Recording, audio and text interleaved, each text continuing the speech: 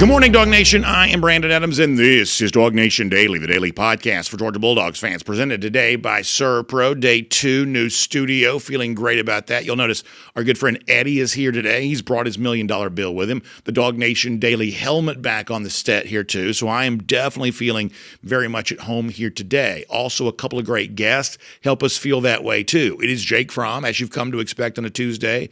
Before we close things out today, we'll do a Kroger Fresh Take with him. And also Connor Riley to stop by to talk about everything happening with UGA Athletics. Speaking of that, there's an interesting twist in a couple of the recruitments for Georgia here in the class of 2026. We'll touch on both of those on today's program. And we'll begin with one of the biggest analysts in college football right now, explaining why he is very impressed with the guy that we think is going to be the Georgia starting quarterback. In fact, will be the Georgia starting quarterback, Gunner Stockton, here in 2025. Seems like a fun place to start the show today. We're glad to have you with us for it. It is DawgNation Daily, the daily podcast for Georgia Bulldogs fans, presented today by ServPro. And it begins right now. Today's episode of DawgNation Daily is brought to you by ServPro. Cleaning, restoration, construction. Presented by DawgNation.com. This is DawgNation Daily, the daily podcast for Georgia Bulldogs fans. Here's your host, Brandon Adams. I want to begin today by making a fairly simple point. We're going to get to a more complex topic here in a few minutes, but a little bit simple off the top. In fact, simple in a couple of regards. One of the things that we do like is anytime a relatively well-known name gives one of our guys, Georgia football here, a big compliment. That's just sort of a fun conversation to have, and I think it's really interesting to note, while Georgia goes into the 2025 season, among the teams who maybe have a little less certainty at quarterback because they have less experience overall, that while Gunner Stockton, as he moves into his first full year as the Georgia starting quarterback, kind of in the eyes of some exists as a little bit of an unknown quantity or unknown commodity is the word I mean to use, an unknown commodity. And that's with good reason, having played so little. In the little bit of time we have seen Gunner Stockton play, it is obvious that Stockton has made for himself plenty of fans. And some of these admirers are very well-known names, very prominent voices in the college football space. I want to give you an example of this off the top of the show, and then I want to kind of use it, as I said before, to kind of take a little bit of a twist and then make a very simple point about Georgia football more broadly after that. We have talked a little bit about Georgia coach Kirby Smart being on last week with the radio show McElroy and Kubelik from Birmingham, Alabama. They're on the radio station WJOX. And in a brief exchange that Kirby had with Greg McElroy, who you'll know as the former Alabama quarterback, the current ESPN analyst, and if you'll allow me to say this, just sort of a brief aside, I'm kind of a fan of McElroy's work. I think he does a pretty good job. It's kind of weird. I don't know that all Alabama fans like their guy. I think there's this thing that exists in the media sometimes where when you are known as the former whatever, it's almost like to your own people, you can never be enough of a former, basically you can't support the alma mater enough.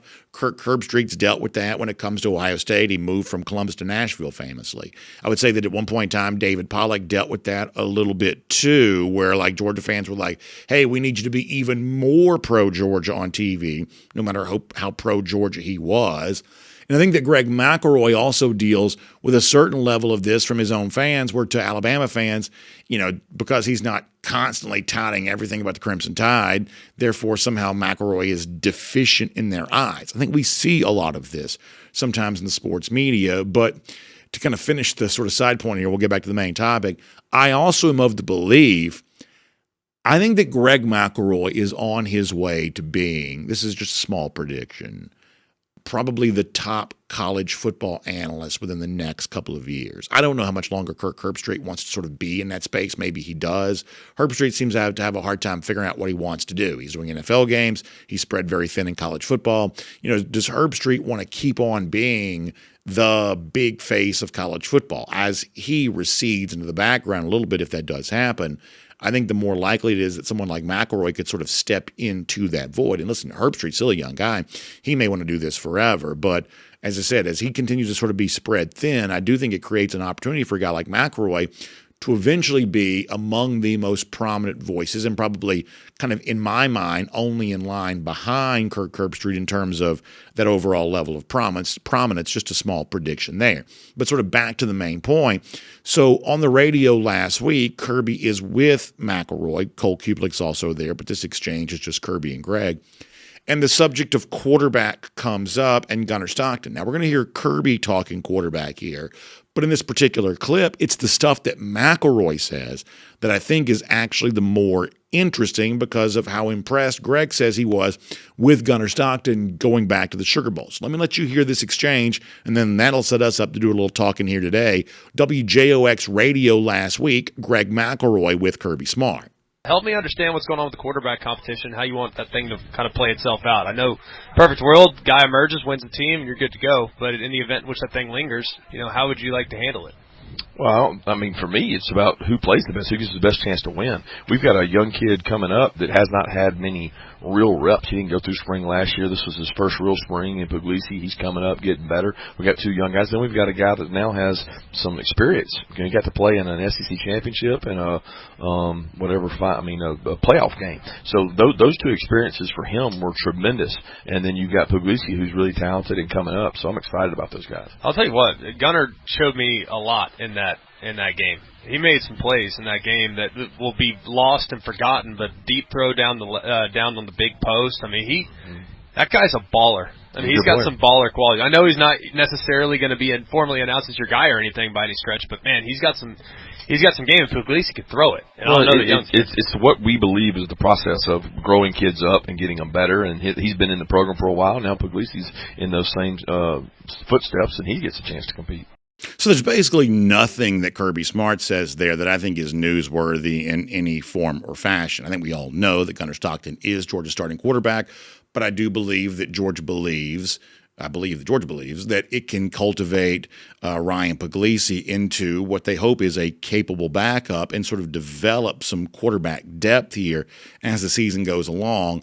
This is essentially paint-by-numbers commentary by Smart. We talked yesterday about every now and then Smart gives you something really intentional and specific. This is not that. This is sort of what Smart kind of always says about the quarterback position. Greg McElroy rightly points out, we know you're not going to declare Gunner as your starter, but it's also deeply insinuated there that everybody already knows that Gunner Stockton is Georgia's starting quarterback. But it's the other stuff that McElroy says there that I find interesting. McElroy, who, as I said, I've respected as an analyst, says Gunner Stockton showed me a lot during the Sugar Bowl. He says he's a baller, and I like the fact that he's got baller qualities.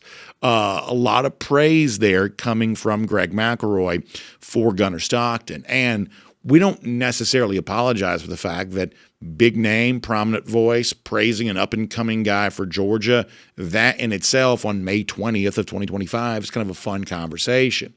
But I also think we can use this as a springboard for something else. And it's kind of a simple point. It's something that John Stinchcomb and I talked about yesterday, which is whether Gunner Stockton is a true baller or not. I think it would be a mistake this year to make whatever happens for Georgia a referendum on Gunner Stockton one way or another. That if we spend every Monday through Friday in the fall, talking primarily about Gunner Stockton, what I'm here to tell you is that Gunner Stockton probably hasn't had the kind of season we want him to have, or maybe more importantly, Georgia hasn't had the kind of season we want it to have, because Georgia is just not a program that's going to be led primarily and most prominently by a quarterback, whether that guy is a baller or not. And I would join Greg McElroy in saying that some of the stuff that I saw from Gunner in the Sugar Bowl was laudable. It's the kind of thing that makes me feel confident that he can be a capable starting quarterback for Georgia here this year. But the better conversation to have about Georgia football is one where Stockton is only one of the components that's being discussed. In fact, if we were to truly make a list of the things that probably matter for Georgia the most for this upcoming season, we'd say several things before we even got to Gunner Stockton. You may say, well, how can that be, B.A.? Quarterback's the most important position in the sport. Quarterback may be the single most important position in all of team sports. And I would say that's obviously true, but also as we kind of go into what is year 10 for Kirby Smart, we have a fairly well-established track record, some sort of statistical parameters that the Georgia quarterbacks typically perform in. And I think there is pretty strong reason to assume that Stockton's going to be somewhere within those parameters here for the upcoming season. So it's a simple point, but I would encourage you not to get too fixated on whether Greg McElroy calls Gunner Stockton a baller or somebody else takes a jab at him or whatever else. I would encourage you not to get too fixated on that, and I would encourage you to have more of your Georgia football offseason conversation reflect a point that I thought that John Stinchcomb made very well on yesterday's show about what he thinks matters far more than Gunner Stockton's play for this upcoming season. Here's John. That's the way I see it. I think you have to own the trenches. I think for us to utilize those playmakers offensively that you went and added and that you continue to develop. Nate Frazier coming into his second campaign in the red and black, and you've added pieces at wide receiver. You've added a couple tight ends that are exciting, and that's in addition to guys like Delp that have been around a while. There are pieces that you're going, okay, I'm looking forward to see what Gunner Stockton can do. I'd like to see him throughout the entire season. None of that will matter if we can't protect, if we can't generate holes. So the offensive line is it's that foundational piece that must exist for this offense to be able to use the talent that they've added and continue to develop guys that are returning. So how will they replace 4 guys that are now in NFL camps and for guys that, we've seen a couple times that may not have been their best this past season? How are they developing? What will they look like? So I'll be honest with you, the trench conversation is probably not as interesting as quarterback might be a baller. It doesn't work as well as a headline, just totally being honest. But in terms of accurate reflection of what matters for Georgia, we would say that is the thing. And around here, because we do dive deep on the subject of Georgia football each and every day, we think we owe it to you to have the more accurate conversation that properly reflects what the difference maker for Georgia is going to be. Because, as I mentioned earlier, when it comes to quarterback, there's fairly well-established parameters for what a Georgia quarterback's performance is going to kind of fall in between, no matter who the OC has been or what the quarterback's name has been. There is just sort of a framework that a Georgia quarterback sort of fits into now when you look at 9 years worth of Kirby Smart. Offensive line a year ago was different. Surprisingly, took a little bit of a dip below what we've normally come to expect. So there's a reason why so much of the offseason conversation is sort of spent around how do you get that offensive line kind of back to where it was, because last year it was surprisingly much lower. And the rushing total and some of the other issues, I think, reflect just how much Georgia had an issue with its offensive line a year ago. So John, the former offensive lineman, perhaps no surprise, he says, more important for me than quarterback is how you get the offensive line back on track. Because whatever Gunner Stockton is, whether Greg McElroy's right and he's a baller or not, we'll never know unless this offensive line plays better. And for what it's worth, John also feels similarly about the issue with the Georgia defensive front, too, when it comes to another issue we've talked plenty about, which is getting better at stopping the run. The same way that John sort of sees that battle on the trenches offensive line-wise, he sees a similar thing for the defense, perhaps also more important than the conversation around Gunner Stockton. Here's John again. If we can't stop the run with our interior 3, and we're starting to have to, bring more bodies to affect the run, well, that puts more of an onus on our secondary pieces. You can't help them as much. You can't close the windows in the passing game without making some sacrifices. So when Georgia's at its best, it's got an offensive line that is humming, creates opportunities for the guys to make the plays on the edges and the holes for the running backs to hit and make one guy miss, and there's all these big plays that exist. On the opposite side of the ball, defensive line, if they're able to make an offense one-dimensional without having to deploy more resources to stop the run, then obviously there's more opportunities for guys to be in that secondary and make plays and come up with the stats that are super impressive and get guys on those top 100-player lists at the end of the year. So you have to win the trenches. That part of the game hasn't changed. So 2 final points from me on this. Then we're going to shift gears and talk about something different. Point number 1 is no matter what the most interesting conversation is, we're going to promise to you over the course of the next few weeks, as we kind of roll through summer, getting ready for the fall to begin, we're going to promise you around here that we're going to commit ourselves to having an accurate conversation.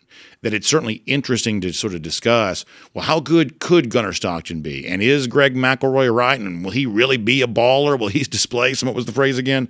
Baller qualities on the field? That's an interesting conversation, and we'll probably do some of that. I won't lie to you.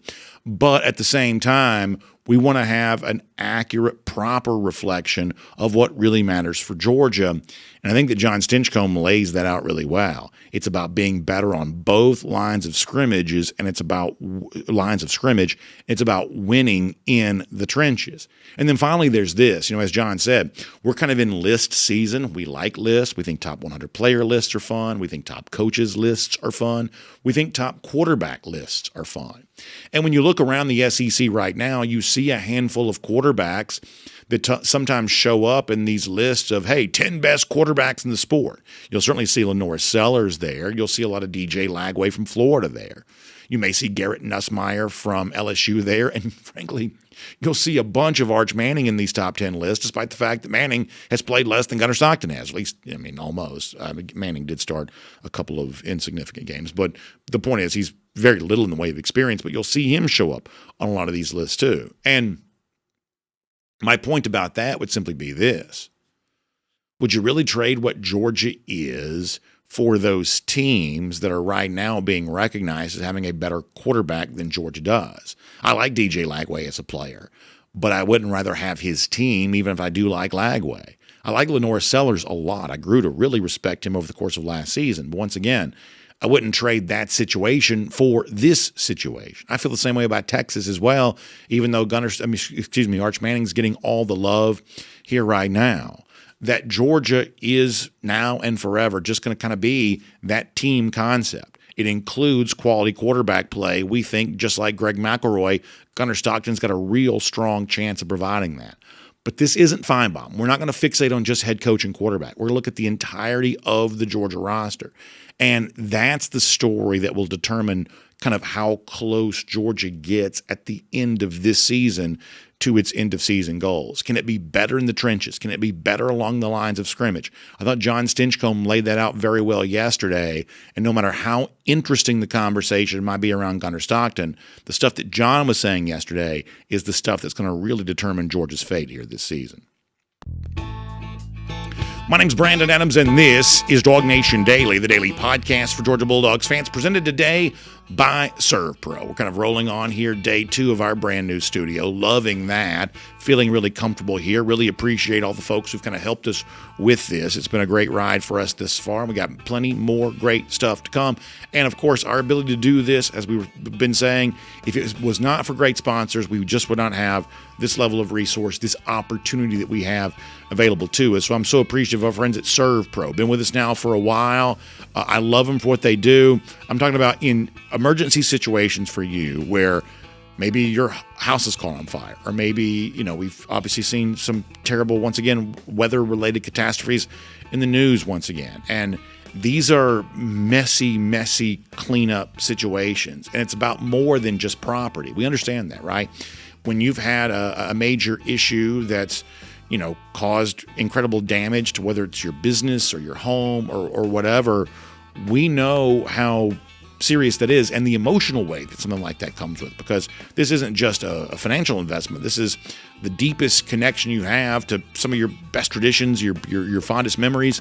And that's what ServPro exists to do. They have restoration specialists that exist to kind of restore your property to its previous condition. The way we say it is they make it look like it never even happened. And when you look at, a large-scale mess, you may be saying, well, how could this ever happen? Well, one step at a time, day after day, working with insurance providers, engaging with, various elements of the community, getting everything back on track, whether it's a relatively small job that maybe involves just your property, or in some cases, as I said before, especially when it comes to some of the weather-related stuff, the mobile command center comes out, and they're kind of running point for perhaps months. But step by step, day after day, The restoration process is ongoing until eventually the property is back looking like it did before. That's what the folks at ServPro have dedicated their life to. In fact, each franchise independently owned and operated, so you're working with people who want to be hands-on with you. They want to be boots on the ground there to make your job satisfactory for you. So I want you to find them online. It's servpro.com. That's servpro.com. SERV is how you spell it. Servpro.com. Reach out to the restoration specialist today. I hope you don't need them, but when you do, I'm glad they're there for you. So find out online. Servpro.com for a lot more on that. All right, big show for us here today on a Tuesday that typically means two great guests. Today's no different. It's the former Georgia quarterback, Jake Fromm, coming up in a little bit. I'm sure we'll get into some of this quarterback talk with him there at that time. It's also Connor Riley. Let's try that in English. Also Connor Riley prior to that, too. So a big show for us here coming up. But prior to that, I want to go around the doghouse here for a moment. As I said before, we kind of began the show today by making a relatively simple point about, Gunner Stockton's fun, but there are maybe more pressing issues for Georgia than just what's going to happen at quarterback. Let's make a slightly more complex point here for a moment before we kind of roll into Connor. There's a phrase that you sometimes hear on social media or something like that around sports. And when people say this, they mostly mean this ironically. They're essentially making fun of the idea, although to me, it's not something I would personally make fun of. Have you ever heard somebody say, how can you not be romantic about baseball? Have you ever heard that said before about whether it be, something in Major League Baseball or whatever else? People say that, and it's usually mockery because that's all social media sometimes feels like it is.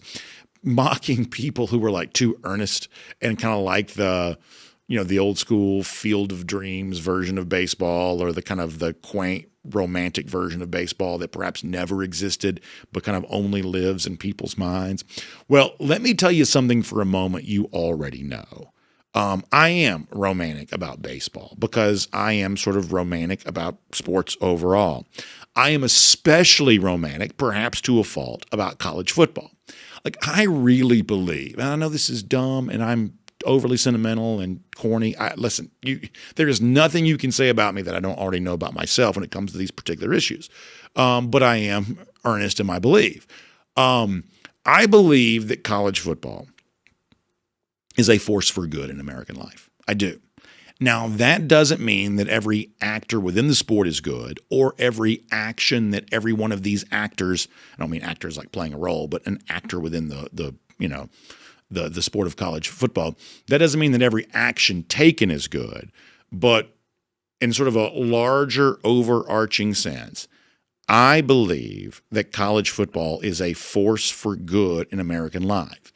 And the more you risk changing things that kind of make college football what it is, the more you run the risk of reducing the mechanism by which college football is a force for good. This is just something I believe. Cynical people scoff at that, and I'm probably not smart enough to convince them that I'm right and they're wrong, but nonetheless, I remain convinced personally that I am right, and college football is a force for good in American life by and large. And I'll tell you one of the things that I've been thinking about related to this. It's a clip, once again, from the same interview that we played a little earlier from WJOX last week. We played it for you on Friday. Do you remember Kirby Smart talking about why it was that he doesn't think Georgia needs a general manager, something that's become a little bit of a pervasive trend in college athletics, something that is, I would say, the GM is the most important role in professional sports, not counting the owner. I think the GM is more important than the coach, and I think the GM is even more important in most cases than the players. That if you gave me a choice of having the best player, best coach, best GM in pro sports, I would prefer to have the best GM, because if I've got the best GM, I'm going to have a pretty good list of players, and therefore the importance of the coach is just reduced. I think that professional sports is kind of a platform for GMs more so than anything else. But in college football, I don't necessarily feel that way. If you've got a coach like Kirby Smart, I don't necessarily need for you to have a GM, because I want Smart being in control of the decisions being made by Georgia for as long as that remains a tenable option. But the point of me saying this right now is not to relitigate should Georgia have a GM or not.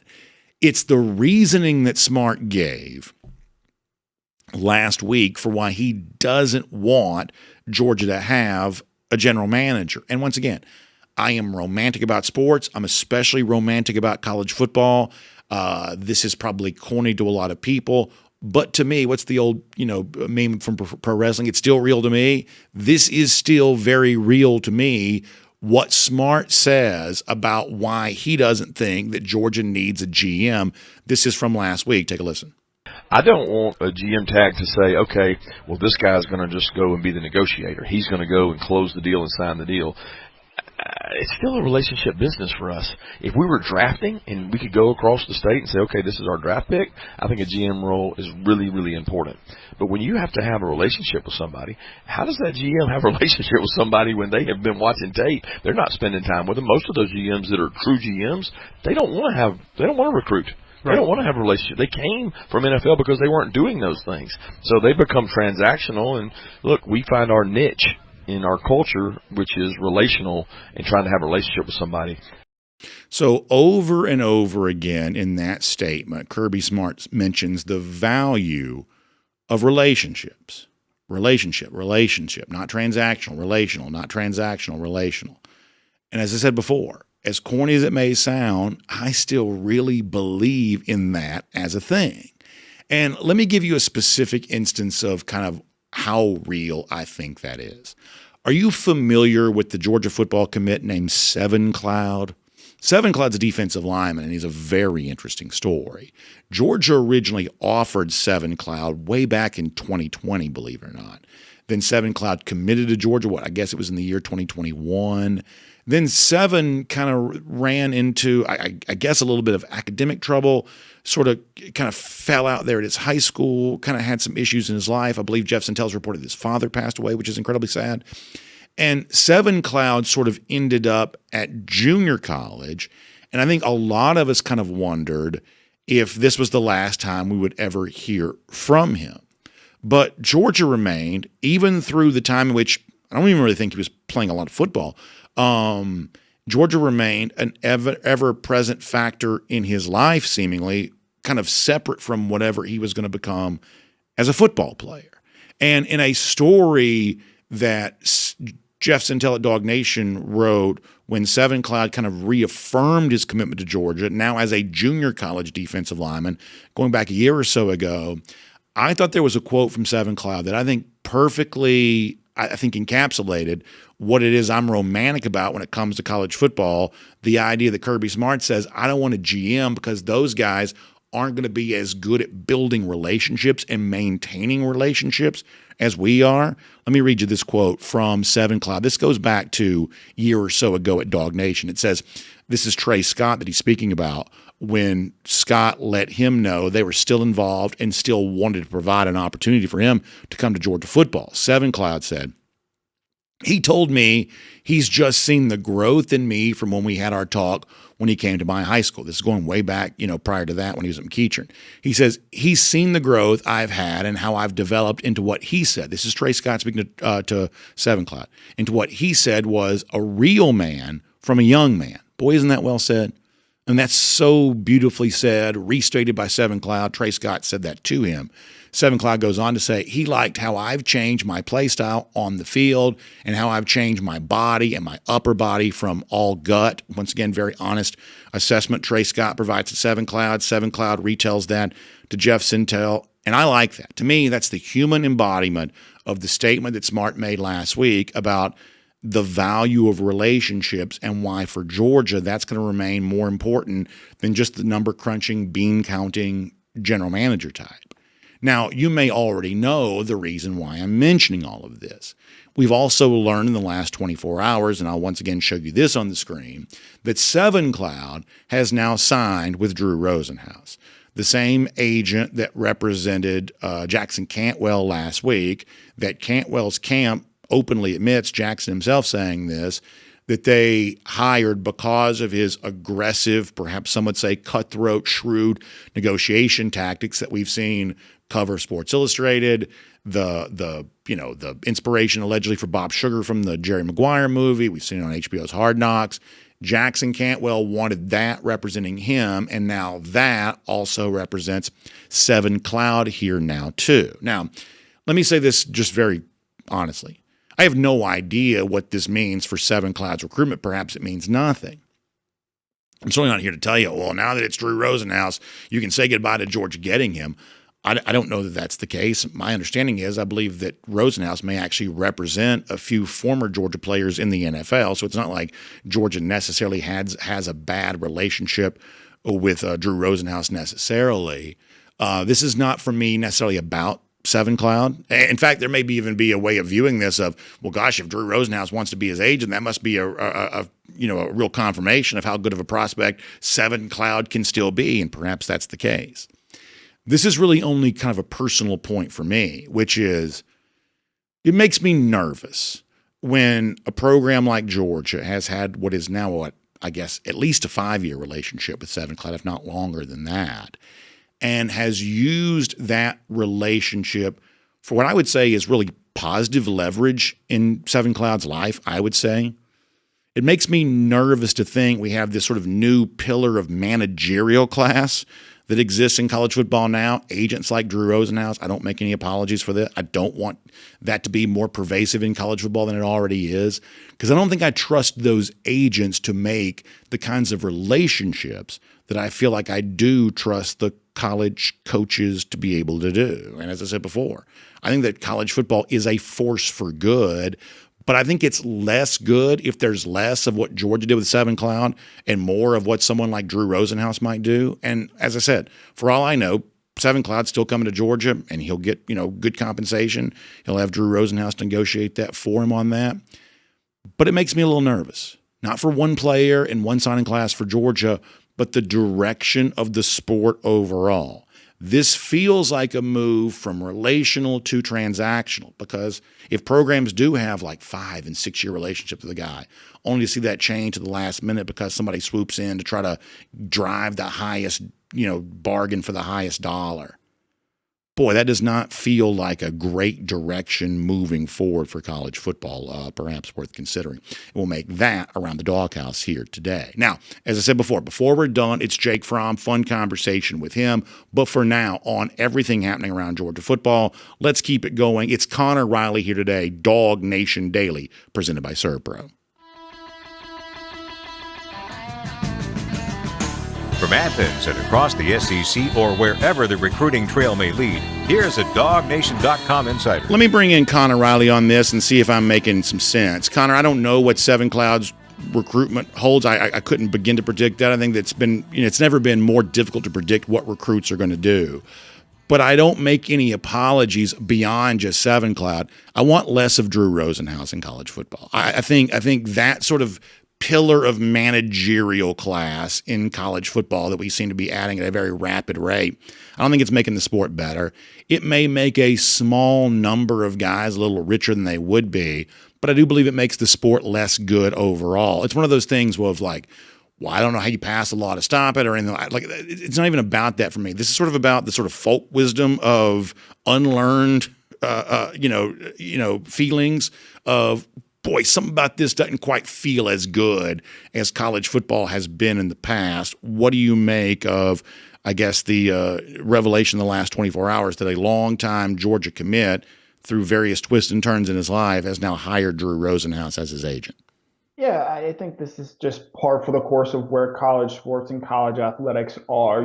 A similar example to this is, it's been reported, I believe, by Ross Dellender last night, that these schools are potentially going to come together and sort of sign an agreement that would override certain state laws and say, like, hey, we're going to do something that is in the best interest for the sport as a whole. And if you don't follow these rules or follow these, in regard to the College Sports Commission, Deloitte clearinghouse when it comes to NIL deals, because I do think a lot of people would like to see that cleaned up. And then naturally, it's Tennessee that is sort of already being the problem child in this regard, because they had passed a state law that said unless, the College Sports Commission stuff gets codified into an actual law, the Tennessee doesn't have to really worry about any of this. And college football is in its me era. It is what can you do for me rather than what can we do for we. And until college football, I think, gets back to, if it ever was at this point, or if it ever can get to this point, of we're going to collectively, as you, I think, rightly point out, be a force for good on the whole. rather than just looking out for what is best me, the individual. It's going to continue to be more stories like this, whether it's Jackson Cantwell getting Drew Rosenhaus, Seven Cloud getting Drew Rosenhaus, wave after wave of recruit getting more and more agent representation, schools looking to skirt state laws because they believe it gives them a competitive advantage. For all those rules that Tennessee has tried to skirt, they have not been nationally relevant in quite some time and have not won a national championship since 1998, coming up on almost 30 years now. So I say all that, like, college football is not in a great place right now. And when you see the Seven Cloud stuff, when you see, more and more state laws, and Tennessee's not the only state doing this, there are others.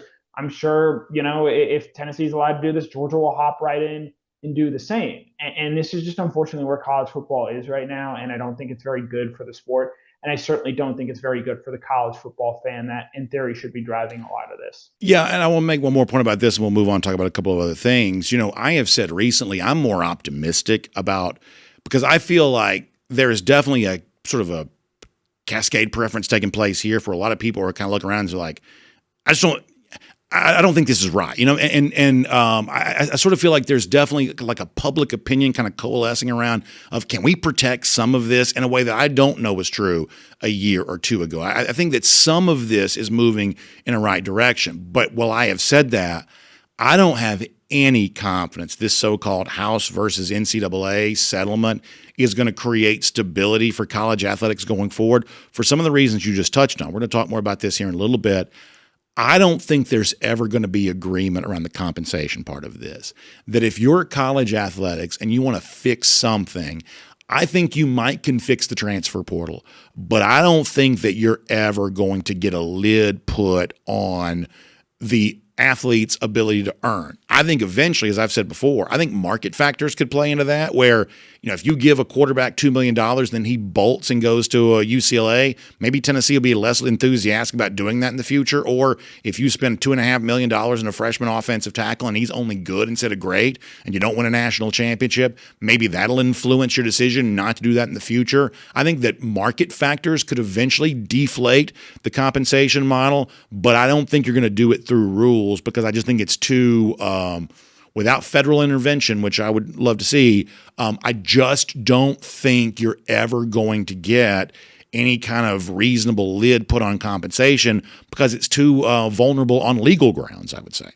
Yep. Drug dealers are always going to be ahead of the cops when it comes to stuff like this. And they're going to keep finding loopholes and finding ways to skirt around things. And look, I think we all know this ultimately ends, with, if we want this compensation thing to end, and we want, transfer portal, and we want some normalcy in the sport, it all ends with these guys becoming employees of the schools, and the schools themselves breaking away, and the athletic association becoming their own independent thing.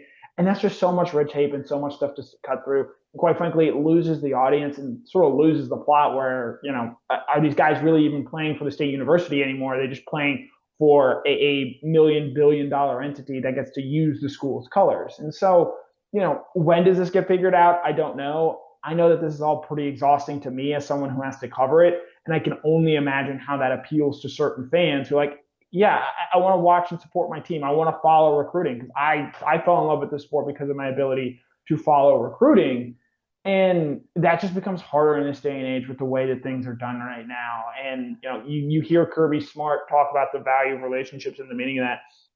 I'd love to get the opportunity to ask him, okay, when you invest the time that you invest, like you did with Jackson Cantwell going on 3 years now, like you did with Justice Terry for 4 or 5 years now, when those guys make decisions based on money, which I believe we can fairly say that is the case with both Jackson Cantwell and Justice Terry, how as a coach does that make you feel? Does that, much like you bring up the market factors, does that maybe make you less willing to put in that relationship time and put in those long range efforts, knowing that more and more going into the future, there are going to be schools that just say, hey, we missed some of our other targets. Let's throw as much money as we can at this guy that Georgia's been recruiting forever, because we know Georgia, more often than not, is just not going to be willing to go to that nth degree to pay them. No, I think that's really interesting. Let me bring it back to the field for a minute. We've talked a little bit lately about quarterback. We played some interesting audio from Greg McElroy earlier saying, I think that Gunner Stockton's going to be a baller. And I like that because I kind of like McElroy. It's sort of fun to hear nice things about your starting quarterback if you're a Georgia fan.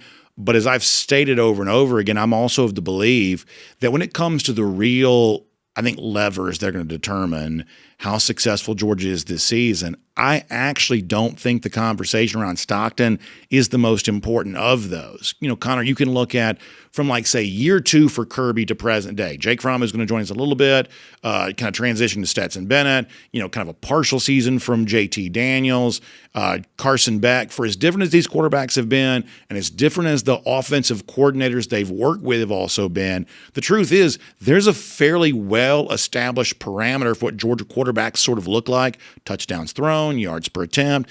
It kind of all exists within a standard deviation of itself. And one way or another, that's sort of what I think Gunner Stockton's going to be this year too. So therefore, as John Stinchcomb reiterated yesterday, it's about offensive line, it's about defensive line, it's about, as Kirby's now stated multiple times, running the ball, stopping the run, that as sort of unsexy as these topics are, they go a lot further in determining how successful George would be more so than anything else. Do you agree with that? I keep coming back to a conversation I had with Oscar Delp after the Georgia loss to Notre Dame in the Sugar Bowl. And he was understandably praising Gunner in the way that he did. And I think as we get further from that Notre Dame game and consider the circumstances, it's incredibly impressive in my mind what Gunner was able to do, where he kept Georgia in that game and Georgia lost that game. I think not because of really anything Gunner did. Sure, he had the fumble there, but I had more questions in regard for Kirby Smart electing to be that aggressive at that point in the game. And then obviously they give up the kickoff return to start the second half, and you're sort of just playing from behind the 8 ball there. But in talking with Oscar, he said that hey, Gunner was great today, did everything we needed him to do. We weren't good enough around him to win that game. And I think going into 2025, and this is one of the things, you can go back, going into 2024, you and I were talking about, they were putting a ton on the shoulders of Carson Beck in terms of what they were asking him to do last season. And he wasn't able to do all that. And I know Carson is an unpopular figure in the Georgia fan base, and some of that is obviously on him, some of the choices that he has made. But Carson Beck was not necessarily put in a position to be the best version of himself last season. And I think Georgia recognizes that. They recognize the issue with that. That's why you look at the transfer portal. They don't bring in a quarterback despite some people trying to stir up this notion that they were going to do so. And instead, they like to ride with Gunner and then have Ryan Puglisi as a backup. And you look at what they did do in the transfer portal. They go out and add Noah Thomas. They go add Zachariah Branch, Joshua McCray, who I think can be a really, really important player for this team this season. They went out and used the transfer portal to put more pieces around Gunner Stockton and help him in that regard, rather than maybe bringing in a guy out of the transfer portal to find a better starting quality quarterback at that. And I think that says a lot about how they view not just Gunner Stockton this season, but also the Georgia team moving forward. So let me ask you then, we'll finish with this topic, which is, as you said, Oscar Delp said, hey, we weren't good enough around Gunner Stockton. I think that's an interesting thing when you look at 2025, because I think there are a lot of people who still kind of wonder, okay, what does Georgia have around Stockton? Whether it be prominent, voice who doesn't have him preseason top 10, national websites suggest they could miss the college ball playoff, some of the other stuff that's out there. There seems to be a larger level of skepticism about Georgia going into the season than anything we've seen, certainly, pre-national championship for UGA. How concerned should a Georgia fan be about this, what seems to be kind of a growing list of people who are like, I'm just not quite so sure how good Georgia's going to be this season? B, I'm going to let your audience in on a little secret here, and you and I are in agreements in this. The national media, when it comes to college football, might be the worst of the national medias when it comes to discussing sports. And part of that is just because it is so hard, I think, to follow these teams on a level that you need to. But look, if you're a Georgia fan, I understand you looking out there and saying, Georgia doesn't have a player in the top 25 non-QBs list that is out there. They don't have, they only have 2 guys in some top 100 list. This Georgia team is very talented still. They have recruited at an elite level. No program in the country has been recruited better from the high school ranks than Georgia in recent years. You can also look at the NFL draft success and see that no program has done a better job of developing talent in recent years than Georgia. This is a very young Georgia team. They are younger than they have been in years past. Kirby Smart has acknowledged that. And I think they know from a season ago, I don't know if it's a mistake, but one of the things they know they didn't do a good enough job of is getting more out of the freshman class. And so when you look at the players that they brought in and all the additions that they've made, This is a team that I firmly believe, I think there are two sort of keys with this upcoming Georgia team. I think it's a team that is positioned to get better and get stronger over the course of the season because of the way they're set up. And because of that, that makes those two games at the end of September, at Tennessee on September 13th and home against Alabama on the 27th, all the more important. Because if you're able to find a way to win both of those, which I think are very winnable games, you give yourself a very long runway to still make the college football playoff and continue to improve over the course of the season. So I understand that there might be from some national media skepticism right now about why this Georgia program is seen the way that it is. Arch Manning has thrown 12 more passes in his career than Gunner Stockton has at this point, and there's nothing that has been done on the field by Arch Manning that would lead me to believe that Texas is so demonstrably ahead of where Georgia is right now. And so if you're looking at it, the national media, as someone who covers the Georgia program on a day-in, day-out basis and has a very good understanding of this, I still very much believe in what this Georgia team is going to be able to do over the course of the season. That's not saying they're going to win every game. They've got some very tough games. They've got a tricky schedule once again. But this Georgia team is very clearly, in my opinion, better than the national media is willing to give credit for right now. And I can understand why it can be hard to swallow at this point in May. Connor, really good stuff. We love everything you're writing at DawgNation.com. We appreciate your insight on everything as it relates to Georgia football. Thanks for being here with us in our new studio, and we'll look forward to having a chance to talk with you again very soon. Yep, and as always, it's a pleasure. Good stuff there from Connor Riley. We're also going to keep the conversation going, get ready to welcome in Jake Fromm here. We'll do our cruise around the SEC after that. As Connor kind of alluded to, now this is an intentionally hyperbolic question. I totally get that. We're doing this sort of for fun. But there is a question being asked today of, could Tennessee be kicked out of the SEC? Spoiler alert, probably not. But I'll tell you coming up in a few minutes why that conversation is being had. We'll get to that here in a little bit, but I kind of want to make sure we sort of stay on track because I have a tendency to do, run a little long here. So before we get to cruise around the SEC, kind of dive into that, let me get ready to welcome in our next guest here, and we'll do a Kroger Fresh Take with Jake Fromm on the program today. We always like Jake's perspective on this. And Jake, let me just sort of dive straight into it here for a moment because Connor was just discussing this. And listen, you're a former Georgia player. You still got friends in that program. I'm a big Georgia fan. I mean, we should just acknowledge, of course, we want Georgia to be good. But what do you make about, whether it be, guy with a big following or a national website? It seems like a lot of people are just kind of not quite so sure that Georgia is going to be at the same level it has been in previous years. And as objective as I'm capable of being, when I look around, I'm like, well, gosh, I feel like I still kind of like this roster a little bit. Am I being naive? Are the people kind of outside this program, do they know something that I don't? Because I certainly couldn't guarantee that Georgia's going to win a national championship again. I have a hard time imagining this isn't one of the 4 or 5 best teams in America on paper right now, which certainly gives you a shot to do everything that you want to do. Do you think that Georgia is at the same level that it's been in recent years? Yeah. First off, the studio looks great back there. Thank you. And I also think that Connor, who just had on the show, did a fantastic job of kind of explaining this. But I'm kind of in this middle ground where if you look at on paper, there's not a whole lot of names that just really jump at you like, hey, man, this guy's definitely going to be a top 5 pick. But that doesn't necessarily mean that there's not going to be a successful football team because, as we all know, a football team is way more than just one individual.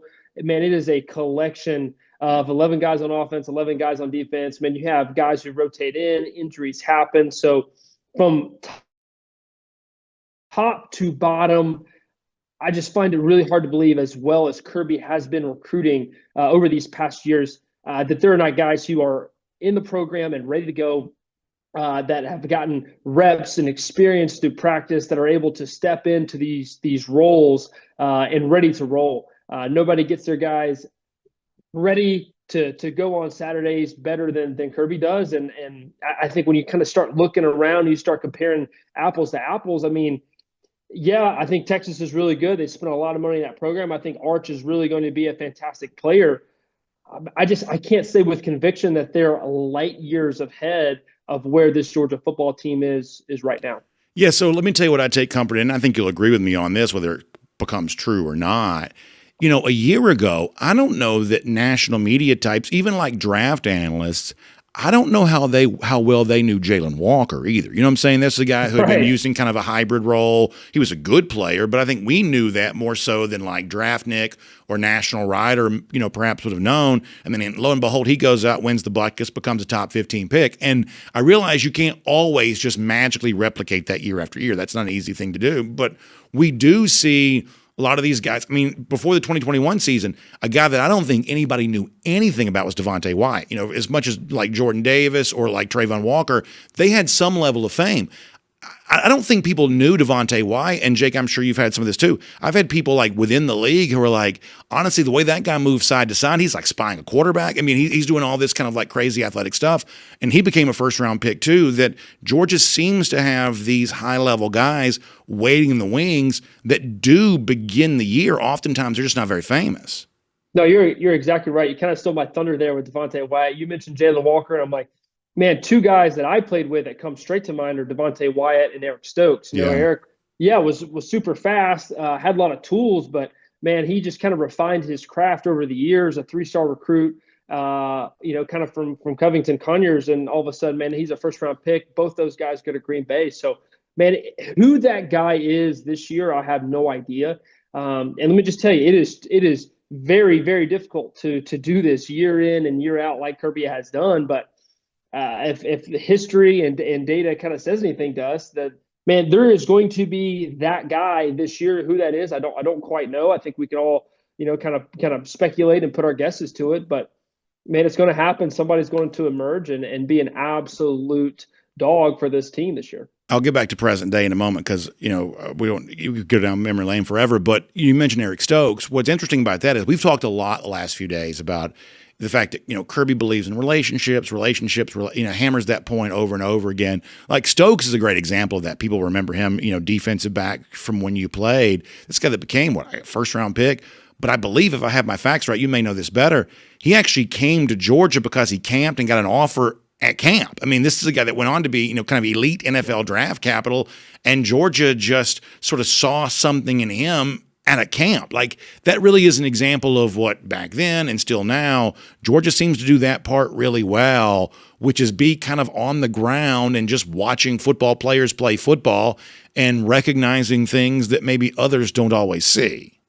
Yeah, I think it starts with recognizing that, hey, there is talent in this young man, in this young player. But recognizing talent and actually doing something with that talent, to me, is two different things, two different skills, and got to be able to kind of teach the fundamentals and the technique about football and training a mindset. So there is something to buy in with the Georgia program that Kirby has done a heck of a job doing and producing. And man, the proof's in the pudding, and he's gotten some tremendous results, especially as of late. I want to ask you about Arch Manning, because that's the other thing that's sort of come up a little bit in relationship to how good Georgia might be and how good, like, say, Gunner Stockton might be, which I'll talk to you more about in a moment. But, Manning's a guy, I find myself in a weird position because I assume he's probably pretty good. I mean, it's one of those things where we haven't seen him a ton, but I don't have any reason to believe he probably, body type-wise, obviously the famous last name, you can't help but have that sort of cloud your judgment a little bit. I assume that he's probably pretty good. But at the same time, it is a little bit weird that he's played so little for a Texas program that, over the course of my lifetime has had some sort of, overrated aspects to it. And you just see him sort of show up, 5 best quarterbacks, 10 best quarterbacks, one of the best players in the sport. It's like, it's almost like the media is doing a disservice to him by ranking him so high on all these lists when he's played so little. But how skeptical do you think it's reasonable to be of the hype around a guy who just hasn't played very much? Yeah, I kind of have a soft spot for Arch because I was actually his camp counselor at the Manning Passing Academy down there in Louisiana. He apparently had handpicked me for whatever reason. Don't know what that is. So I've always kind of had this soft spot for Arch. But man, he's a very talented football player. Obviously has all the tools, has all the support that you need to succeed at a high level. I don't think it's kind of more of the argument of if Arch will succeed, it's just kind of when. How long will it take him to figure it out? It could be a year, it could be 2. He could have an above average college career, and I think he could still get drafted high because people are going to speculate and project that he is going to absolutely figure the game out at some point and just become an absolute dominant player. So it's kind of coming back to your question. I think the weight of the world is on his shoulders. But I don't think anybody better than him and that family are able to kind of navigate through that world. So he's got plenty of support in his corner. And then I really think it's not about if, it's when it comes to Arch. It could be in week 2, could be in week 1, it could be in week 10 or 11, or it could be, hey, he needs to come back to college another year and figure it out. So to me, it's just not if, it's when. I think it's well said. I want to ask you one more thing about Gunner Stockton here in a moment. Before that, let me remind folks, it's our Kroger Fresh Take with Jake Fromm here today on DawgNation Daily. And, of course, we love our friends from Kroger. And it's kind of coming on that time of year where you maybe find yourself going to Kroger a little bit more frequently. You got a big Memorial Day cookout coming up this weekend. You got graduation parties. You got all those things. We're rolling towards the 4th of July. Believe it or not, that'll be here before you know it. And if you want to get the most out of all these experiences, more time to enjoy family and friends, really more money in your pocket for those things that you got to buy this time of year, becoming a member of Kroger Boost, great way to take advantage of all that. So I want you to remember this website. It's Kroger.com/boost. That's Kroger.com/boost. The things that you're already buying at your local Kroger, you'll get twice the fuel points on those purchases. Also, free grocery delivery, free pickup. So many great options and a great chance to try that for free right now for 30 days. So check out Kroger.com/boost for more on that today. So, Jake, we began the show by talking about something that Greg McElroy had said about Gunner Stockton, very complimentary of how he'd seen him play during the Sugar Bowl, big believer in, I guess, what Gunner can be as a quarterback. We've obviously talked about that plenty, but since Greg said this, let me re-rack it with you here a little bit. Just how good do you think Gunner Stockton, as the Georgia starting quarterback, can be here in 2025? Yeah, I think Gunner can take this team wherever this team wants to go. Obviously, this team wants to win an SEC championship. This team wants to win playoff games, and this team wants to win a national championship. I think Gunner's fully capable of taking this team through and down that path. I think it's just really going to kind of come down to what kind of system that they're going to play in, kind of when it comes to what Bobo allows Gunner to do, and then also I think it's just going to be this back and forth of kind of having Gunner play in the system. And then, man, at times, especially in the way college football is now, Gunner's going to be asked to go win a football game. So just, want whatever that philosophy is, that perfect combination on offense, kind of run to pass and what they ask him to do in the passing game. I think Gunner's capable of doing it all, but it's just kind of playing to his skill set. And allowing him to play within the system. Jake, I always love the conversation. So much incredible insight from you. Thanks for being here as a part of a Kroger Fresh Take. We'll look forward to doing it with you again very soon, and hope you are certainly doing well, and we'll enjoy that conversation in the very near future. Yeah, thank you, Brandon. See you next week. Great stuff. Let's take a look around the rest of the league. This is SEC Through. Yeah, I love being able to talk to Jake Fromm, be able to kind of roll from Connor to Jake, kind of keep that same conversation going was great. We'll pretend that was intentional. The truth is, and I don't know why this is, I think the new studio, to be honest with you, I am not the most time-bound person as it is. Something about the new studio is maybe even more loosey-goosey when it comes to adhering to some of our established timestamps. But nonetheless, really good stuff from Jake Fromm. And now, without further ado, we'll get ready to go cruising around the SEC, courtesy of Royal Caribbean. Now, listen, sometimes I'm on time, sometimes I'm not. Royal Caribbean, though, always on time, right when you need it. And speaking of times, there are some good times to be had coming up with the Royal Caribbean in the very near future. So many awesome things on display when it comes to all of these brand new Royal Caribbean cruise ships. People loved, for instance, the water park on board Utopia of the Seas. We sailed there in April. There's even more coming now with Royal Caribbean and Star of the Seas and what's going to happen at Perfect Day Mexico.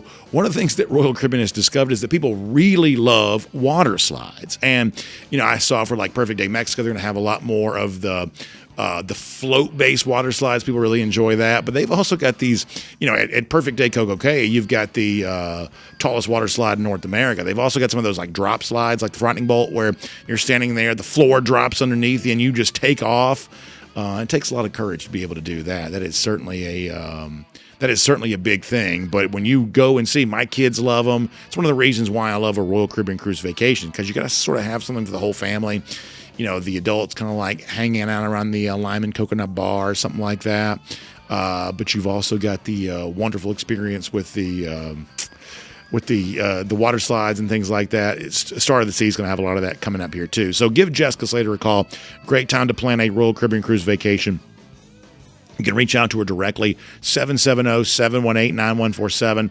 That's 770-718-9147. You can also email her, jslater@dreamvacations.com, whether it's Star of the Seas, a chance to go to the brand new Royal Beach Club in Nassau, the coming of Legend of the Sea shortly after that, brand new cruise ship, obviously Perfect Day Mexico, all of that kind of on the way, and it is going to be a lot of fun. Let's get ready to go cruise around the SEC here right now. So I want you to DawgNation.com, because Jeff has a very good story up with five-star linebacker Tyler Atkinson. We just talked about Jalen Walker a little earlier. It's interesting to hear Atkinson discuss the fact that, Jalen Walker is a factor in his recruitment, kind of saying, hey, you can come to Georgia and kind of be the next version of me. We think that sort of works very well for him. And Jeff's got some new information on Atkinson, new quotes, fresh quotes from Atkinson. All of that is up at DawgNation.com. I want you to see that. But there is something in particular that I sort of noticed about this story that I thought was interesting. Now, listen, I think there's a very good chance that Atkinson comes to Georgia because a guy like Glenn Schumann, and we know that T-Rob Tavares Robinson's also involved in this too.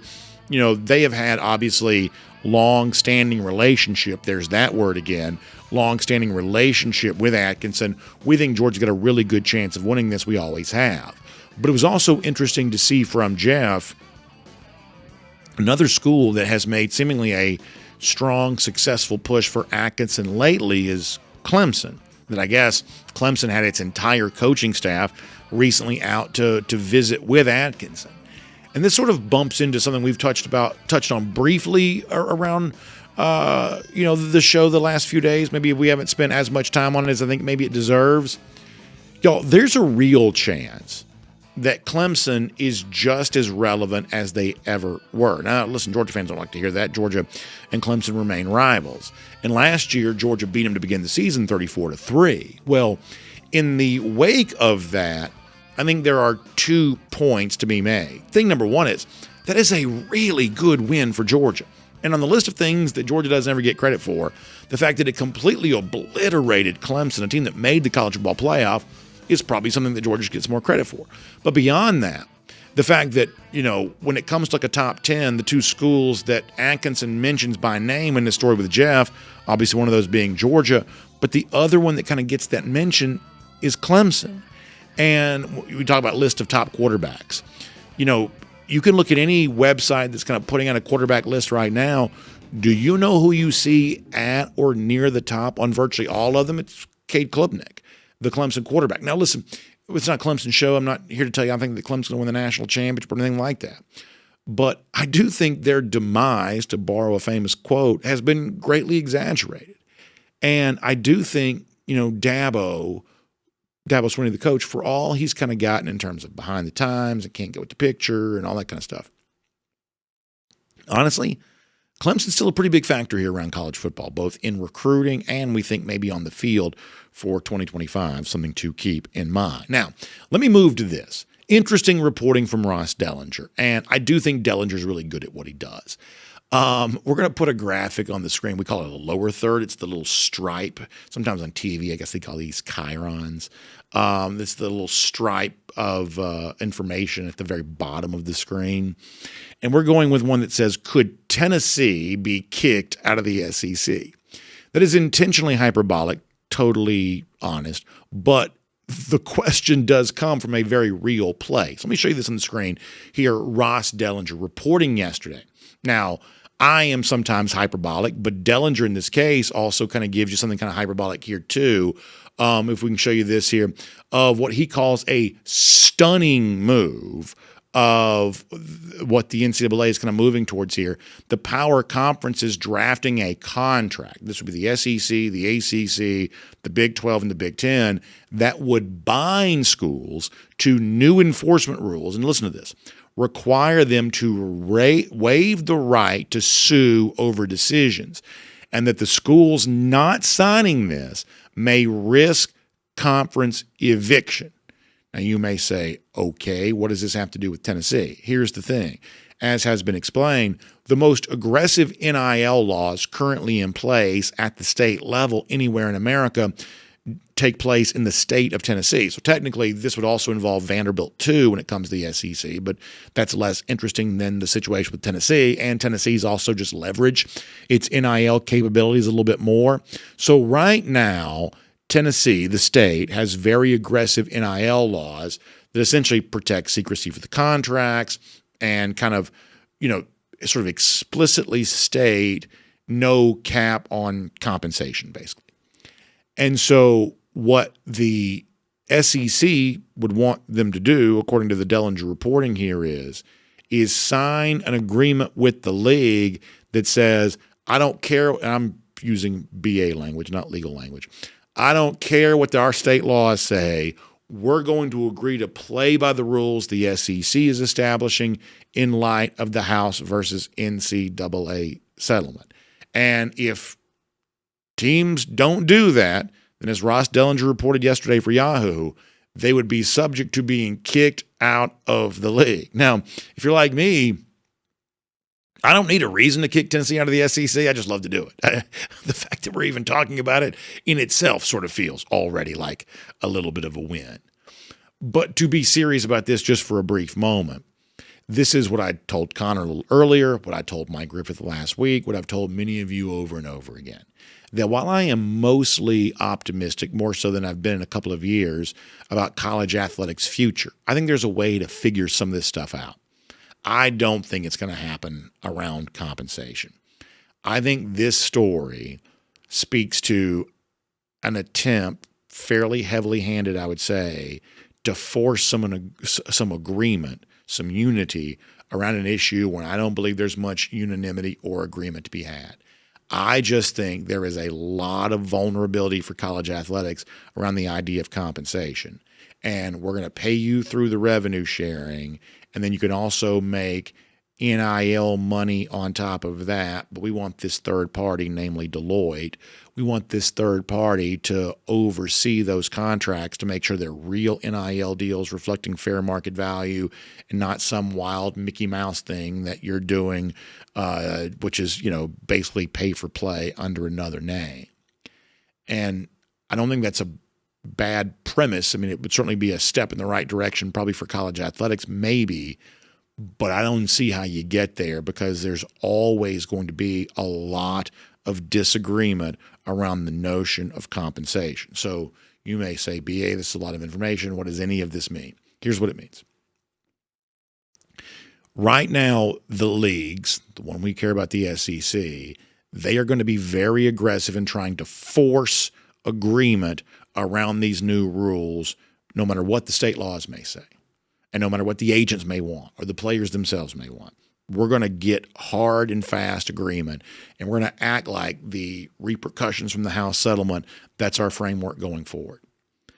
I don't think it's quite that simple. I really don't. And I think the large level of disagreement about an attempt to limit compensation is eventually going to create more trouble. And the stability that people are seeking on the other side of House versus NCAA, my hunch is they probably won't get it. We'll see if that turns out to be true. We'll make that cruising around the SEC, courtesy of Royal Caribbean. Now, before we get ready to wrap up, let me give a shout out to our friends at Daytona Beach. Grew up going there, fun thing, loved it my whole life, and it's a great chance for you to visit there right now. In fact, there's great opportunities as we kind of roll towards the summer. You like great beach, you like good restaurants, you like all of that. Well, our friends at Daytona Beach can provide that for you. There's also an international airport. It's easy to get to. So check out DaytonaBeach.com/hotel deals for more on that.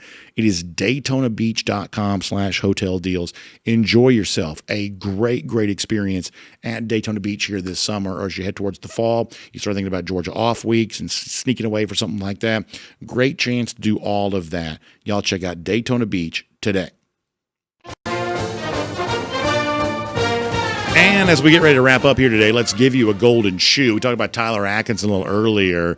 You know, Jeff's story invites all kinds of folks to encourage Atkinson where they think he should go to school. I'll shout out one of these here, Dog88 on X, kind of showing you all the reasons why he thinks Atkinson should come to Georgia, all the championship rings, all the national championship trophies, and how about all those Eagles draft picks and all the money they're making. Hey, let's not forget even beyond the Eagles. Big contract just got signed by Michael Williams. Big contract just got signed by Jalen Walker. A lot of reasons to come to Georgia here right now. Plenty of that indeed. So we'll give out a golden shoe there, and we'll certainly wish Tyler well in making his decision, as some Georgia fans kind of subtly remind him, hey, you want to get paid life-changing money? On the other side of a time at Georgia, oftentimes it works out that way. Lousy, stinking Gators. The only thing they're going to get paid is some attention coming up later on this fall when Georgia beats them again about 1,654 days. That is how long it's been since Florida's beaten Georgia. That is our Gator Hater Updater. Y'all have a great day. We'll see you back here tomorrow on DawgNation Daily, presented by ServPro. And on video, time now for the R.S. Andrews Cool Down. R.S. Andrews is one you turn to for your air conditioning, heating, plumbing, and electric needs. Showing up on time, doing the work that's promised for the price promise. You can trust them on that today. I gave myself too much credit a little earlier because I bragged I only missed one camera shot yesterday. Well, you may have noticed we did the SEC through a minute ago, the cruiser in the SEC. I got completely lost. It's one of those deals where, like, what was it? Was it Sam Darnold, who was the quarterback that famously said he was seeing ghosts on Monday Night Football, and that kind of lived with him forever? I think for a minute there I was seeing ghosts. I was just looking at every camera here in every direction, just sort of trying to find what was going on. After having done it perfectly yesterday, completely messed up on that. So sometimes it goes that way. All right, let's take a couple of comments. And YouTube people, what are y'all doing? It's like every now and then I like to sort of pop into the comments and just sort of see what the conversation is. Man, y'all are talking about, I'm not even going to say what y'all are talking about, but like just all kinds of stuff. I mean, just come on now. Come on now. But since I have that open, I will start with YouTube here today. Actually, I'm not starting with YouTube because they were doing all kinds of nonsense. Let me start with DawgNation.com instead, and I'll come back to YouTube in a minute. All right, on DawgNation.com. So UGA Marine has a question. He says,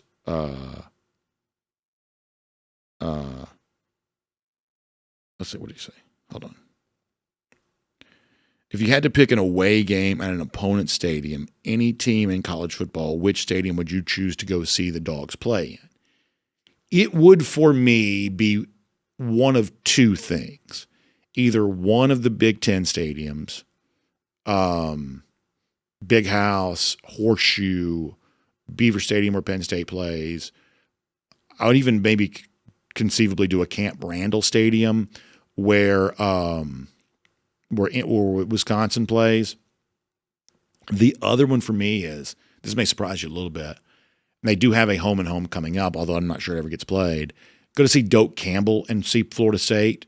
I don't think people realize in the southwest corner of Georgia, like if you're in Moultrie, Thomasville, you're basically in Tallahassee. And, there are a lot of Georgia fans there, a lot of Florida State fans in that sort of southwest corner of the state. I think that'd be a really fun one for those people. I think that'd be a really fun thing to do. I would support that. And I'll also tell you this, and this may surprise you a little bit too.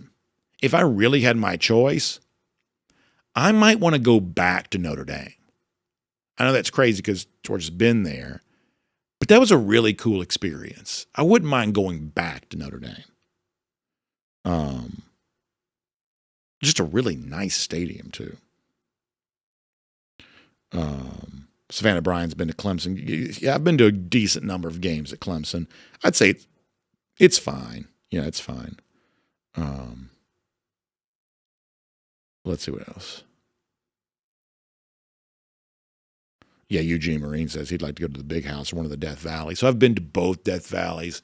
I guess eventually we'll see Georgia go back to LSU. That's not something they've done a lot. Georgia got blasted in LSU back in 2018, one of the worst games of the Kirby Smart era, weirdly so. But the crowd wasn't like crazy intense. In fact, they were probably 20,000 Georgia fans there that day. It's crazy to think how many Georgia fans traveled to that game. Not a super intense atmosphere. Death Valley, I think, would get better in later years, but still didn't help Georgia because they didn't play very well. Let's see what else.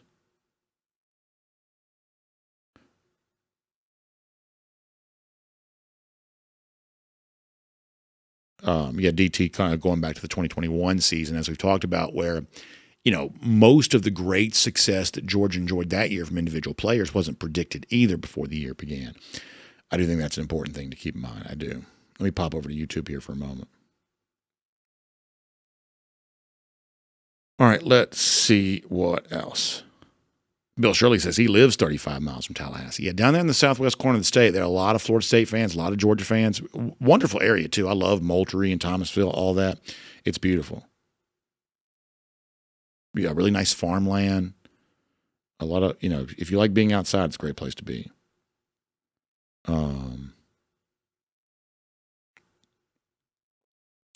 Let's see what else.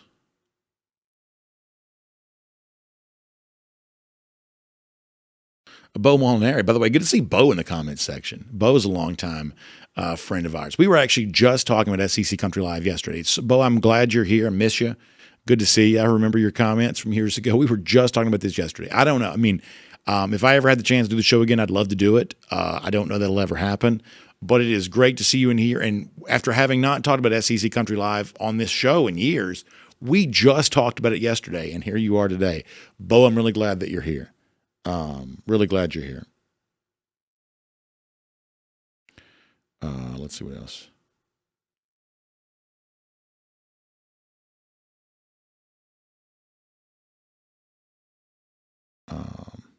Yeah, good to see Bo Molinari in here today. Let me check out some Facebook comments here too. See how they're doing.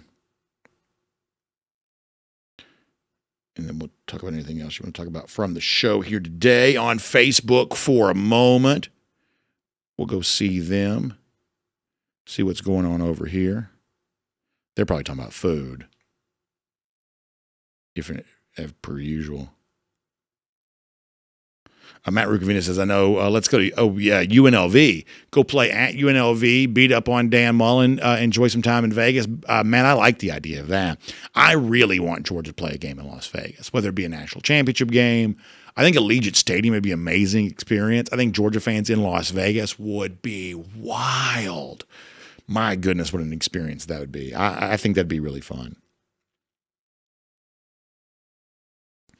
Ken Holcomb says, since I have a wrestling, fascination, I should set up an alliance and steel cage match with the YouTube Fighting Fanatics. Yeah, so like normally they're fighting about football, but today, just to be honest with you, it's like figures in the news that we don't discuss, and not all of them are politicians. Let's see what else. At least if I was understanding it correctly. Alan Verbanchik says the NIL has hampered Kirby in recruiting. I mean, there's no doubt that Georgia has missed on a couple of guys it probably would have gotten. There's no doubt. But, I mean, also, even when seemingly Georgia was getting everybody, it still kind of wasn't getting everybody. You know what I'm saying? I mean, I can certainly, maybe it's just my own, selfishness or greed. But I mean, even like back in kind of like the pre-NIL era, I still remember plenty of. You lost a couple back then too. When it's something sort of last minute, late hour, I think that kind of ends up being more meaningful to people. But there was still some of that going on in previous years too. But I get the point you're making. And Alan, I'm always glad to see you. Bill Sanders talking about Georgia playing the Rose Bowl. That's another one I'd like to go back to. Now, as I have said, and this makes me, I think, different than some Georgia fans, I wasn't that jazzed to go see Georgia play UCLA. That was pretty meaningless to me. But to actually be back in the actual real Rose Bowl, that was fun. I think when I look back on that time, now listen, I am a very, fortunate person, very blessed in the fact that I got to attend all these games. But I don't know that it was all so new for me. DawgNation was relatively new. I mean, it was really surreal. I mean, the idea that Georgia's playing the Rose Bowl, then they win that, they're coming home playing for the national championship. Georgia's playing, even playing at Notre Dame to begin that season, was such a strange occurrence compared to what we'd typically seen Georgia do. All of that was so different and new that I think knowing how to enjoy it the right way was a little bit hard. So when I look back on that time, some of it feels a little bit like a blur. Some of that's because it is now just kind of a long time ago. And some of that is, boy, just wasn't quite as experienced doing all of this. If I could go back and relive a year from my life, that would be a fun one to go back and relive. I don't have a lot of, certainly, thankfully, too many in the way of serious regrets. But if I could sort of re-rack certain portions of my life to go back and relive 2017, that would have been a fun thing to do. That would be a fun thing to do. Let's see what else. We're going to get ready to wrap up here in a minute. Philip Wells on YouTube. By the way, good to see Philip on the YouTube side. They will not kick out the Hillbillies. Yeah, I don't think so. And I also have another theory about this, and I didn't say this during the show. So I have a theory that Tennessee, the institution, would prefer to side with the other institutions. Institutions have a way of sort of sticking together. And I don't care what the Tennessee NIL laws permit. Tennessee would rather side with other institutions than the sort of outsider types that would have influenced these laws. Institutions just sort of have a way of sticking together, typically speaking. That when it comes to this particular thing, I actually assume that Tennessee, the institution, won't fight against this very much. I think that the fighting and complaining may kind of come from sort of the outsider class of people, if I had to guess. Because I think one of the biggest issues, I mean, you pretty much hear all coaches say something pretty close to the same thing. Most coaches don't most coaches don't have a problem with players getting paid. That's not a hugely controversial issue with most coaches. What I assume is true, that you'll never hear a coach say out loud, because this would be biting the hand that feeds you.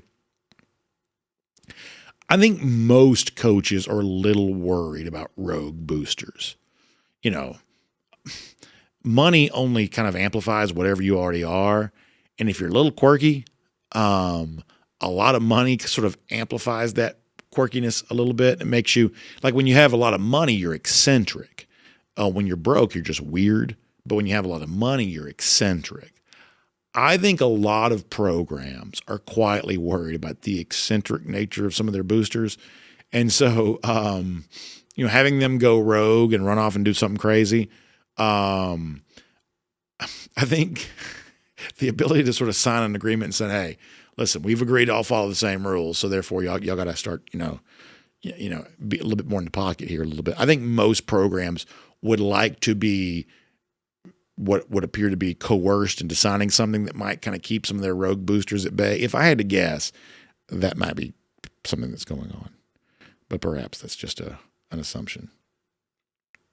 RKD says, when's Delta going to support the Classic City Collective? So here is the thing about stuff like this, because this question comes up a lot. And by and large, this is true. Local companies such as like Delta and Coca-Cola and things like that, these are companies with what you call global marketing strategies. So while Delta does have some relationship with Georgia, it charters the planes. There's a little bit of a trade that goes on with that. Georgia will, obviously Georgia makes no secret that Delta is the one that charters its flights. That's a relatively small scale relationship. As a local company, you'll never see Delta pouring big dollars, for instance, into Georgia NIL, because Delta has a global marketing strategy. Same thing with Coca-Cola. Coca-Cola has a global marketing strategy. Almost like when I was a kid, how like when you're in elementary school, we get a new gym or like a new baseball field, and like you had like the Coca-Cola scoreboard. You remember this?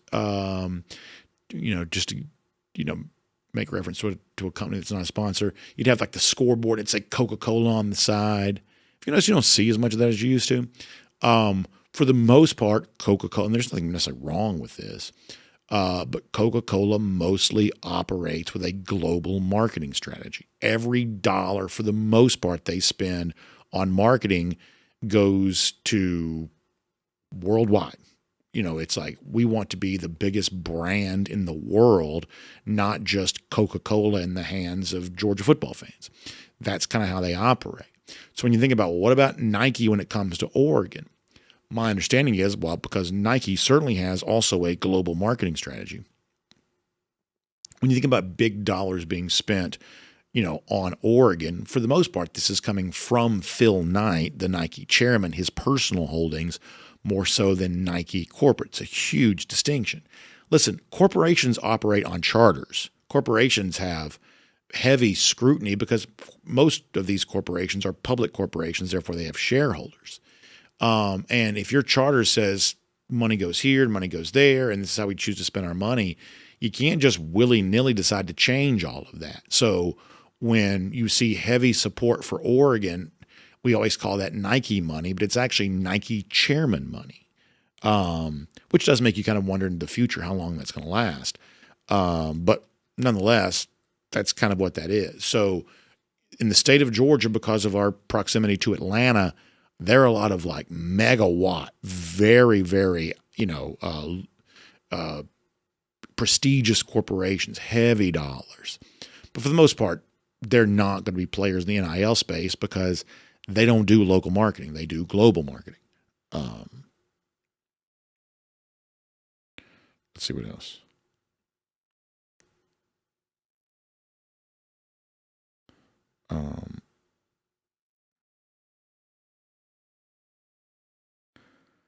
Anything else before we get ready to wrap up?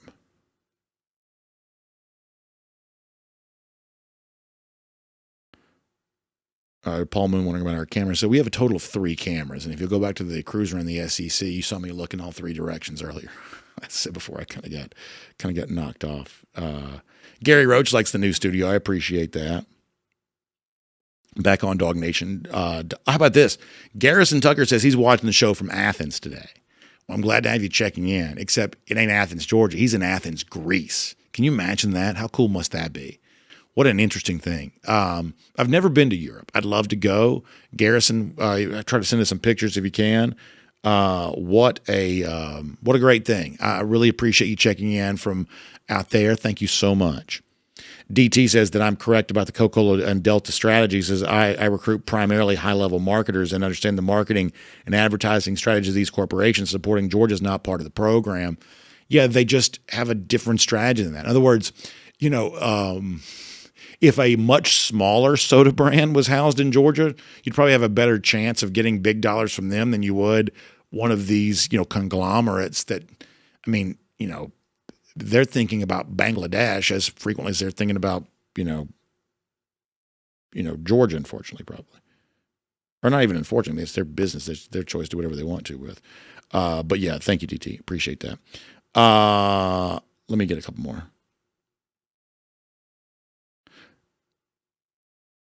Let's see what else. Coach Hendricks says that Malachi Starks was in a Powerade commercial. Yes, so he did get that. And that's obviously a reflective of Coke. But I think what people want, though, is I don't think they want the fair market deal for the really likable Georgia player. I think they want the crazy cartoon money. I think that's what they really want. So you may get the occasional sort of fair market deal type thing, but when people say they want Coke and Delta to get involved, that's not what they're talking about. They're talking about some of the cartoon cash you see other places. Savannah Bryan says he went to the Arizona State game out in Tempe. I did not get to go to that one, but I heard the Georgia fans had a really good time out there for that. I've actually never been to Arizona. I'd like to go to Arizona sometime. It's kind of weird. So Georgia has not been to the Fiesta Bowl ever.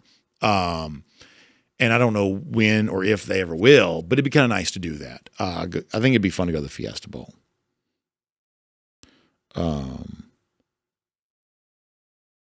DT says he thinks that Tennessee will take advantage of whatever the legislature wants to do. I mean, I know that's what the Tennessee boosters want to do.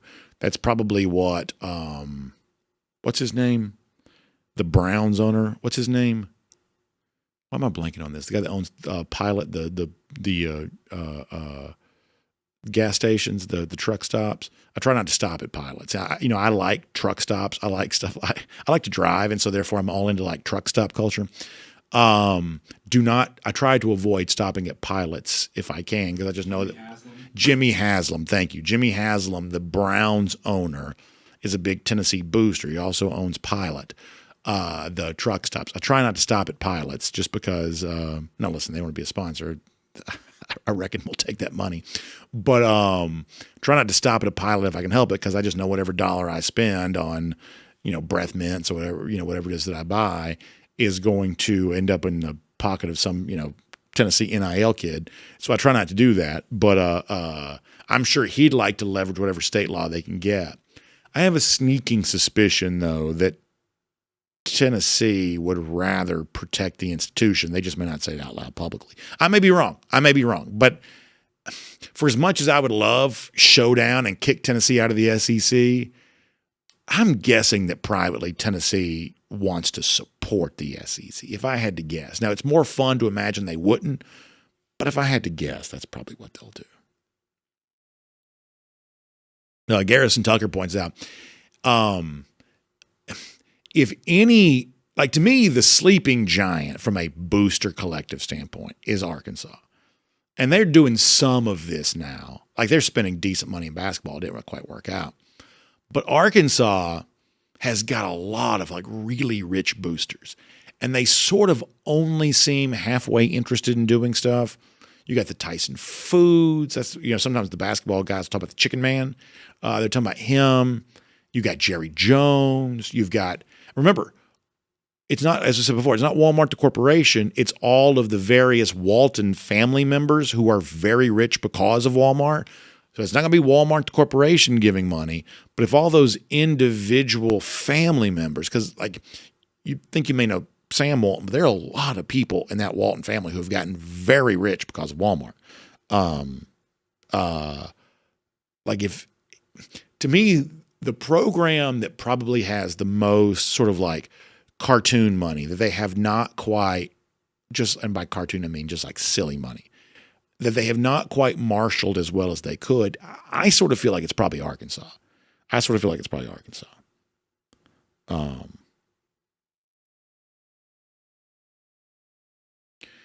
Let us get ready to go. Anything else on Facebook before you get ready to wrap up? Barry Watkins said, I'm never going to a Pilot again. He's like, I didn't know they were Tennessee NIL people.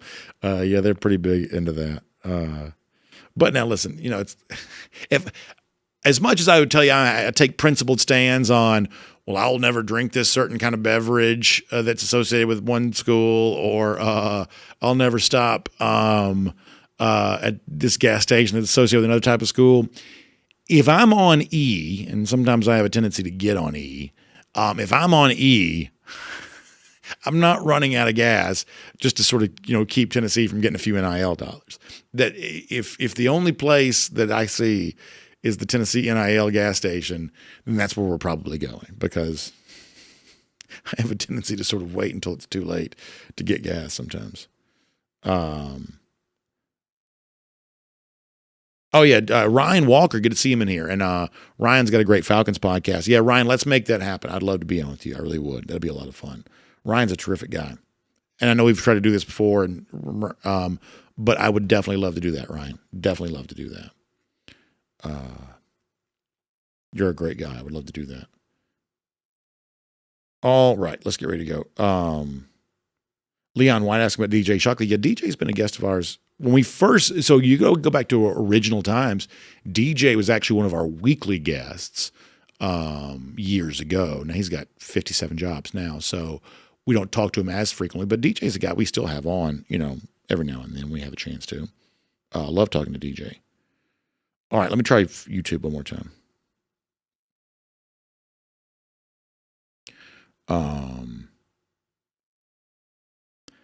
Let's see what else.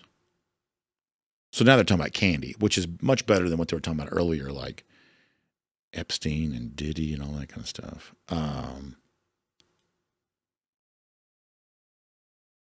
Let's see.